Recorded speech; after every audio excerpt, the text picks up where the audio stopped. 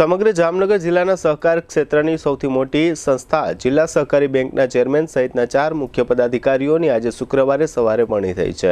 આજે સવારે આ પદાધિકારીઓની ચૂંટણી માટે બેંકના બોર્ડ ઓફ ડાયરેક્ટરની બેઠક જામનગર જિલ્લા સેવા સદન ખાતે ચૂંટણી અધિકારી તરીકે નિયુક્ત કરવામાં આવેલા મામલતદાર વીઆર માકડિયાના અધ્યક્ષ સ્થાને યોજવામાં આવી હતી। આ બેઠકમાં બેંકના ચેરમેન તરીકે જીતુભાઈ લાલના નામની દરખાસ્ત નિવૃત્ત થઈ રહેલા ચેરમેન પીએસ જાડેજાએ મૂકી હતી। તેની સામે અન્ય કોઈ દરખાસ્ત ન હોવાથી જીતુભાઈ લાલને બેંકના ચેરમેન તરીકે બિનહરીફ વરણી પામેલા જાહેર કરવામાં આવ્યા હતા। ત્યારબાદ બેંકના વાઇસ ચેરમેન તરીકે બળવંતસિંહ જાડેજા અને એમડી તરીકે ધરમસિંહભાઈ ચનિયારા પણ બિનહરીફ જાહેર થયા હતા। પ્રદેશ ભાજપાની સૂચના અનુસાર બેંકમાં આ તમામ વરણીઓ થઈ હતી। ગત ટર્મની માફક આ બીજી ટર્મમાં પણ એપેક્સ બેંકમાં જામનગરના પ્રતિનિધિ તરીકે કેબિનેટ મંત્રી મુળુભાઈ બેરાને યથાવત રાખવામાં આવ્યા છે। આ તકે કેબિનેટ મંત્રી રાઘવજીભાઈ પટેલ પણ ઉપસ્થિત રહ્યા હતા અને તમામ હોદ્દેદારોને અભિનંદન પાઠવ્યા હતા। ચૂંટણી પ્રક્રિયા પૂર્ણ થયા બાદ બેંકના અન્ય ડાયરેક્ટરો પીએસ જાડેજા, અશોકભાઈ લાલ, પ્રવીણસિંહ ઝાલા, મેરકભાઈ ચાવડા, ઇલેશભાઈ પટેલ, જીવણભાઈ કુંભરવડિયા, લુણાભા સુમણિયા અને રાજુભાઈ વાદીએ તમામ હોદ્દેદારોને બિનહરીફ ચૂંટવા બદલ અભિનંદન પાઠવ્યા હતા। કે શહેરના કડિયાવાડ વિસ્તારમાં આવેલી જામનગર જિલ્લા સહકારી બેંક નજીક નવા વરાયેલા ચેરમેન જીતુભાઈ લાલનું વિજય સરઘસ યોજવામાં આવ્યું હતું। આજની નિમણૂકથી હાલાર પંથકમાં રાજકીય સમીકરણો રચવાની શરૂઆત થશે। લોકસભાની ચૂંટણીને ધ્યાનમાં રાખી ભારતીય જનતા પાર્ટી દ્વારા સહકારી જિલ્લા કોઓપરેટિવ બેંકમાં પદાધિકારીઓની નિમણૂક થાય તેવું રાજકીય નિષ્ણાંત લોકોનું માનવું છે। આ સમગ્ર પ્રક્રિયા પછી ચેરમેન જીતેન્દ્રભાઈ લાલે તથા કેબિનેટ મંત્રી રાઘવજીભાઈ પટેલે મીડિયા સમક્ષ આપેલી પ્રતિક્રિયા અત્રે પ્રસ્તુત છે। જામનગરની જાણીતી ઓસવાડ આયુષ હોસ્પિટલમાં હવે કેન્સરની તમામ સારવાર તથા સર્જરી આયુષ્માન કાર્ડમાં વિનામૂલ્યે થશે।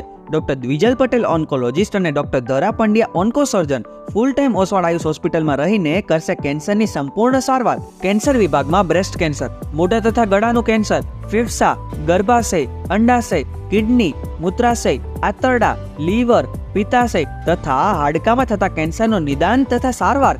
આ ઓસવાડ આયુષ હોસ્પિટલમાં કેન્સરના દર્દીઓ માટે કેમોથેરાપી એટલે કે dose, surgery, target therapy, immunotherapy, palliative કેરની ટ્રીટમેન્ટ પણ અહીં ઉપલબ્ધ છે। આ ઉપરાંત હાલારની આ સૌથી મોટી 172 બેડની હોસ્પિટલમાં 53 ICU bed, 10 emergency bed, 7 operation theatre, 7 full time speciality અને 21 કન્સલ્ટન્ટ ડોક્ટરોની ટીમ ખડે પગે તેમજ દર્દીઓની સેવા અને વ્યવસ્થા માટે 250 થી પણ વધુ સ્ટાફગણ। કેન્સરનું નિદાન તથા સારવાર માટે Oswal Ayush super speciality hospital, 5556 Digvijay plot, Jamnagar. Mobile 9512 12877 9512 8 128 9। Jamnagar district cooperative બેંકની આ બીજી ટર્મની હોદ્દેદારોની ચૂંટણીમાં ભારતીય જનતા પાર્ટીનું જિલ્લાનું, હાલારનું અને શહેરના શીર્ષ નેતૃત્વએ અને ભારતીય જનતા પાર્ટીના ગુજરાતના શીર્ષ નેતૃત્વએ જે મારા ઉપર વિશ્વાસ રાખી અને મને આજે જ્યારે ચેરમેન પદમાં નિયુક્ત કરવાનો આદેશ આપ્યો છે અને હું અહીંયા નિયુક્ત થયો છું, એ બદલ હું જામનગર જિલ્લા ભારતીય જનતા પાર્ટીનું શીર્ષ નેતૃત્વ અને હાલારનું શીર્ષ નેતૃત્વ અને ગુજરાતના શીર્ષ નેતૃત્વનો હું ખૂબ ખૂબ આભાર માનું છું અને એમને મારા ઉપર મૂકેલ વિશ્વાસને હું સાર્થક કરવા માટે, ખેડૂતોના હિત માટે અને સહકાર જે સરાફી સંસ્થાઓ છે એના હિત માટે અને વેપારીઓના હિત માટે હું પૂરતા પ્રયત્નો કરીશ, એની આ તકે હું ખાતરી આપું। મારા ચેરમેન તરીકે ભારતીય જનતા પાર્ટીએ મને આદેશ આપ્યો છે, જ્યારે વાઇસ ચેરમેન તરીકે બળદેવસિંહને આદેશ આપ્યો છે, એમડી તરીકે ધરમસિંહભાઈ ચનિયારાને આદેશ આપ્યો છે અને એપેક્સ બેંકના ડાયરેક્ટર તરીકે અમારા કેબિનેટ મંત્રી માનનીય શ્રી મુળુભાઈ બેરા યથાવત તરીકે ચાલુ છે। અમે ચારેયને પાર્ટીએ જે રીતે વિશ્વાસ મૂકી અને આદેશ આપ્યો છે, હું એટલી ખાતરી આપું છું કે પાર્ટીના સાથે સંકલન કરી અને ખેડૂતોના અને સરાફી મંડળીઓના અને વેપારીઓના હિતમાં કાર્ય કરીશ અને મારા સૌ ડાયરેક્ટરોએ જે મને આમાં સહકાર આપ્યો છે એ સૌ ડાયરેક્ટરોને પણ હું સહકાર આપેલ કે ગેરહાજર છે સૌને હાજર રાખી અને હું આ નેતૃત્વ નિભાવવાનો પ્રયત્ન કરીશ અને નિષ્પક્ષ રીતે બેંકનો વહીવટ ચાલે એવી હું પ્રયત્ન સાથે ખાતરી આપું છું. બેંકના વિકાસ માટે ઘણી પ્રાયોરિટી છે. અત્યાર સુધી જે ચેરમેનો આવ્યા છે એને બેંક માટે સદંતર પ્રયત્નો કર્યા છે અને વિશેષ એમાં જે ઉમેરવાનું થશે એ ઘણા વર્ષથી, આમ તો હું 15 વર્ષથી આ ડાયરેક્ટર છું એટલે મને ખ્યાલ છે, એ અહીં જાહેર ન કરતા આપ સમક્ષ કાર્ય થશે ત્યારે જોઈ શકશો.